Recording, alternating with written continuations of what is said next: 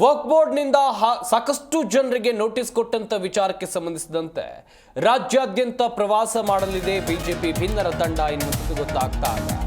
ಯತ್ನಾಳ್, ರಮೇಶ್ ಜಾರಕಿಹೊಳಿ, ಕುಮಾರ್ ಬಂಗಾರಪ್ಪ ಹಾಗೆಯೇ ಇವರ ತಂಡದವರು ಯಾರೆಲ್ಲ ಇದ್ದಾರೆ, ಒಂದಿಷ್ಟು ಅಸಮಾಧಾನಿತರು, ಇವರೆಲ್ಲರೂ ರಾಜ್ಯಾದ್ಯಂತ ಪ್ರವಾಸ ಮಾಡಲಿದ್ದಾರೆ. ವಕ್ಫ್ ಪ್ರವಾಸ ಈಗಾಗಲೇ ರೂಪುರೇಷೆ ಬಗ್ಗೆ ಇವತ್ತು ಸುದ್ದಿಗೋಷ್ಠಿಯನ್ನ ನಡೆಸ್ತಾರೆ ಎನ್ನುವಂಥದ್ದು ಗೊತ್ತಾಗಿದೆ.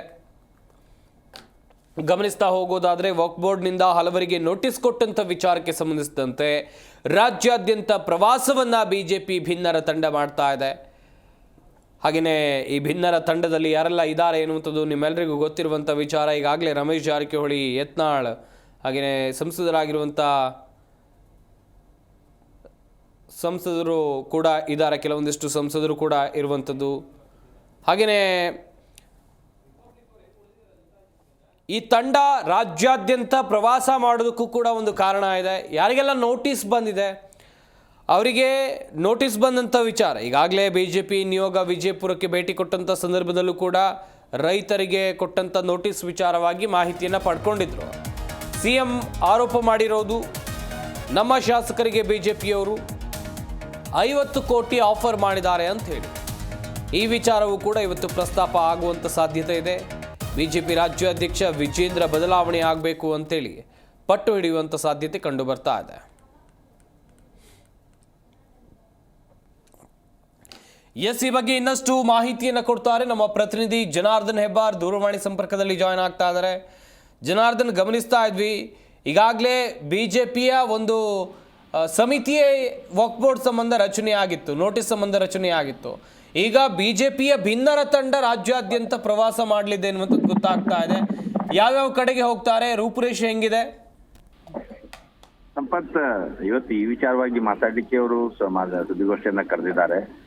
ಬಹಳ ಅಚ್ಚರಿಯ ವಿಚಾರ ಏನಂತಂದ್ರೆ, ಬಿಜೆಪಿಯಲ್ಲಿ ಈಗಾಗಲೇ ಒಂದ್ಸಾರಿ ಸಮಿತಿಯನ್ನ ರಚನೆ ಮಾಡಲಾಗಿತ್ತು. ವಕ್ಫ್ ವಿಚಾರವಾಗಿ ಎಲ್ಲೆಲ್ಲಿ ಅನ್ಯಾಯ ಆಗಿದೆ ಅವ್ರನ್ನೆಲ್ಲ ಕೂಡ ಭೇಟಿ ಮಾಡಬೇಕು, ಹೋಗಿ ಅವ್ರ ಜೊತೆಯಲ್ಲಿ ಮಾತುಕತೆಯನ್ನ ಮಾಡಬೇಕು, ಆ ಸಮಸ್ಯೆಯನ್ನೆಲ್ಲ ಸಂಗ್ರಹಿಸಿ ಜನರ ಅಭಿಪ್ರಾಯವನ್ನ ಸಂಗ್ರಹಿಸಿ ಸರ್ಕಾರಕ್ಕೆ ಕೊಡಬೇಕು ಅಂತೇಳಿ ಒಂದು ಪ್ಲಾನ್ ಅನ್ನು ಕೂಡ ಮಾಡ್ಕೊಂಡಿದ್ರು. ಆ ಸಂದರ್ಭದಲ್ಲಿ ಸಮಿತಿ ರಚನೆ ಮಾಡುವಾಗ ಮುಖ್ಯವಾಗಿ ವಿಜಯಪುರದಲ್ಲಿಯೇ ಈ ಪ್ರಕರಣ ಬೆಳಕಿಗೆ ಬಂದಿದ್ದು. ಆದಾಗ್ಯೂ ಸಹಿತ ಬಸನಗೌಡ ಪಾಟೀಲ್, ಯತ್ನಾಳ್ ಅವರನ್ನೇ ಕೈ ಬಿಟ್ಟು ಅಲ್ಲಿ ಸಮಿತಿಯನ್ನ ರಚನೆ ಮಾಡಲಾಗಿತ್ತು. ಇದು ಸಾಕಷ್ಟು ಟೀಕೆಗೂ ಕೂಡ ಕಾರಣ ಆಯ್ತು. ಆ ನಂತರದಲ್ಲಿ ತಕ್ಷಣ ಅವರ ಹೆಸರನ್ನ ಸೇರಿಸಿ ಮತ್ತೊಂದು ಪರಿಷ್ಕರಣಾ ಪಟ್ಟಿಯನ್ನ ಬಿಡುಗಡೆಯನ್ನ ಮಾಡಿದ್ರು. ಈಗ ಬಿಜೆಪಿ ಭಿನ್ನರ ಬಣವೇ ಮಾಧ್ಯಮ ಜೊತೆಯಲ್ಲಿ ಮಾತುಕತೆಯನ್ನ ಮಾಡಿ ಪ್ರತ್ಯೇಕ ಪ್ರವಾಸ ಹೊರಡೋದ್ರ ಬಗ್ಗೆ ಒಂದು ರೂಪುರೇಷೆಯನ್ನ ಏನೇನ್ ಮಾಡ್ತೀವಿ ಅನ್ನೋದ್ರ ಬಗ್ಗೆ ಮಾಹಿತಿಯನ್ನ ಕೊಡ್ಲಿಕ್ಕಿದೆ.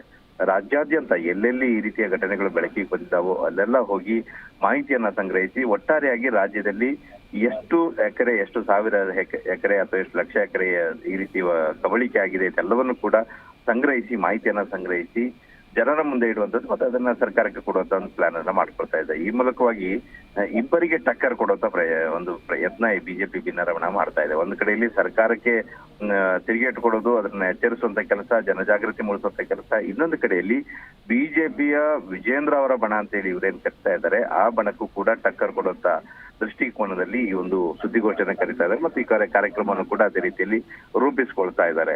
ಇದು ಯಾವ ರೀತಿಯಲ್ಲಿ ಪ್ರವಾಸ ನಡೆಯುತ್ತೆ, ಯಾವತ್ತಿಂದ ನಡೆಯುತ್ತೆ, ತಂಡದಲ್ಲಿ ಯಾರ್ಯಾರೆಲ್ಲ ಇರ್ತಾರೆ, ಇದಕ್ಕೆ ಬಿಜೆಪಿ ಹೈಕಮಾಂಡ್ ನ ಒಪ್ಪಿಗೆ ಏನಾದ್ರೂ ಇದೆಯಾ, ಇದೆಲ್ಲದರ ಬಗ್ಗೆ ಕೂಡ ಚರ್ಚೆ ಮಾಡ್ಲಿಕ್ಕೆ ಅಥವಾ ಮಾತಾಡ್ಲಿಕ್ಕೆ ಇವತ್ತು ಸುದ್ದಿಗೋಷ್ಠಿಯನ್ನು ಕರೆದಿದ್ದಾರೆ. 11:30-12 ಗಂಟೆ ಒಳಗಡೆ ಇವರ ಪ್ಲಾನ್ ಏನು ಅನ್ನೋದು ಗೊತ್ತಾಗ್ಲಿಕ್ಕಿದೆ.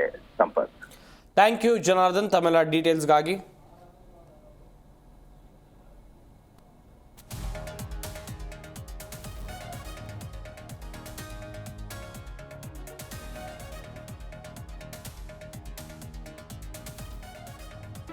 ಜಿ ಕನ್ನಡ ನ್ಯೂಸ್ ಈಗ ನಿಮ್ಮ ಮನೆಯಲ್ಲೇ ನೋಡಿ, ಎಲ್ಲ ಕೇಬಲ್ಗಳಲ್ಲಿ ಈಗ ಲಭ್ಯ. ನಿಮ್ಮ ನೆಚ್ಚಿನ ಜಿ ಕನ್ನಡ ನ್ಯೂಸ್ ಈಗ ಸನ್ ಡೈರೆಕ್ಟ್ ನಲ್ಲಿ number 292, Tata play number 1664, Jio TV number 1334, NXT digital number 30, in cable number 30, city networks 51, U digital number 162, GTPL number 17, Rockline telecommunications number 42, Shri Basaveshwara cable number 168, rural cable network 60, Vinayaka digital 57, Abhishek cable 821, city channel 53, Siddeshwara cable network 57, V4 digital Infotech 628, Surya digital networks 53, Gajanan digital number 836, Malnad infotech private limited number